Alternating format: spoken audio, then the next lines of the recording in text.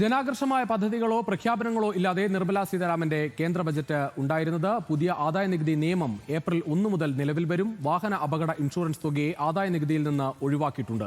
ചെറുകിട നികുതി വെട്ടിപ്പിന് പിഴശിക്ഷ മാത്രമാകും ഈടാക്കുക. പ്രവാസികൾക്ക് ഓഹരി വിപണിയിൽ കൂടുതൽ നിക്ഷേപം ഇറക്കാം. നിർണായക പ്രഖ്യാപനങ്ങൾ ബജറ്റിന് പുറത്തു നടത്തുക എന്ന സമകാലിക രീതിയോടെ ബജറ്റുകൾക്ക് നിറം കെട്ടുപോകുന്ന ദുരവസ്ഥ ഇത്തവണ കൂടുതൽ വെളിവായി. ജനപ്രിയ പദ്ധതികളില്ല, ജനാകർഷ പ്രഖ്യാപനങ്ങളില്ല, IT സ്ലാബുകളിൽ മാറ്റമില്ല. സങ്കീർണമായ നികുതി വ്യവസ്ഥയ്ക്ക് പകരമുള്ള പുതിയ ആദായ നികുതി നിയമം ഏപ്രിൽ 1 നിലവിൽ വരുമെന്ന് കേന്ദ്ര ധനമന്ത്രി പറഞ്ഞു. വാഹനാപകടങ്ങളിൽ ലഭിക്കുന്ന നഷ്ടപരിഹാര തുകയ്ക്ക് ഇനി നികുതി അടയ്ക്കേണ്ടതില്ല.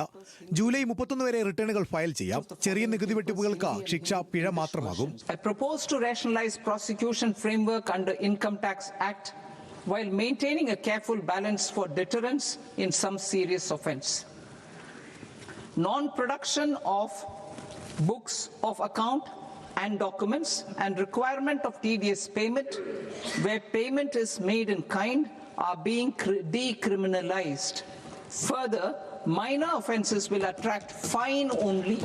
പ്രവാസികൾക്ക് ഓഹരി വിപണിയിൽ നിക്ഷേപിക്കുന്നതിനുള്ള തടസ്സങ്ങൾ നീക്കി.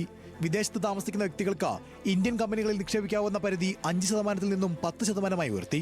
ഒരു കമ്പനിയിലെ ആകെ വിദേശ നിക്ഷേപ പരിധി 10% നിന്നും 24% വർദ്ധിപ്പിച്ചു.